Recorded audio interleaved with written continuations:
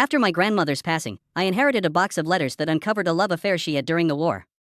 As I read through them, I realized the man she loved is still alive, and I feel compelled to reconnect them before it's too late. My grandmother had always been a mysterious figure in my life. She was a strong old woman who kept her emotions close to her chest and rarely spoke about her past. So when she passed away, leaving me with a box of letters that hinted at a love affair she had during the war, I was both surprised and intrigued. As I pored over the yellowed pages, I couldn't help but feel a sense of excitement at uncovering this hidden part of my grandmother's life. The letters were filled with passionate declarations of love and longing, written in elegant cursive that spoke of a bygone era. It was clear that my grandmother had been deeply in love with a man named Thomas, who was stationed in Europe during World War II. As I delved deeper into the letters, I discovered that Thomas had been a dashing young soldier with a wicked sense of humor and a heart of gold. He and my grandmother had met in London while she was working as a nurse, and their romance had blossomed amidst the chaos and uncertainty of wartime. Their love story was like something out of a classic movie, with secret rendezvous and stolen kisses under the moonlight. But as I read on, my heart sank as I realized that their love had been doomed from the start. Thomas had been deployed to the front lines, and my grandmother had returned to America to start a new life.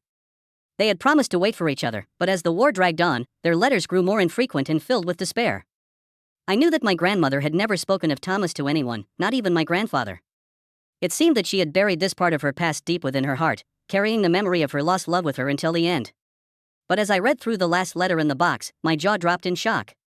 Thomas was still alive, living in a small town in England. I couldn't believe it. After all these years, he was still out there, waiting for my grandmother. Without hesitation, I booked a flight to England, determined to reunite these star-crossed lovers before it was too late. When I arrived in the quaint village where Thomas lived, I felt like a character in a romantic comedy, on a mission to bring two souls together against all odds. I finally tracked down Thomas at a local pub, where he was sipping a pint of ale and reminiscing about the past. He looked older and more weathered than I had imagined, but his eyes lit up with joy when I told him who I was. We spent hours talking about my grandmother, sharing stories and memories of their time together. Thomas spoke of her with such adoration and longing that my heart swelled with emotion. It was clear that he had never stopped loving her, even after all these years. As the evening wore on, I saw a glimmer of hope in Thomas's eyes. He confessed that he had never married, that he had kept a small photo of my grandmother tucked away in his wallet all these years. It was a bittersweet moment, knowing that their love had endured despite the passage of time. And then, in a moment of pure serendipity, my grandmother's favorite song started playing on the jukebox. It was as if fate had intervened, bringing us together in this small, magical moment. Thomas took my hand and whispered, "Thank you, my dear. Thank you for bringing her back to me." I left England with a heart full of happiness and a sense of peace.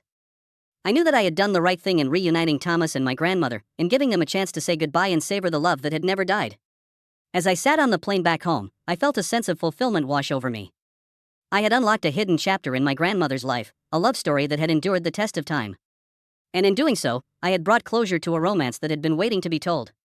My grandmother may have been gone, but her love lived on in the hearts of those who had known her, and in the letters that had brought us all together.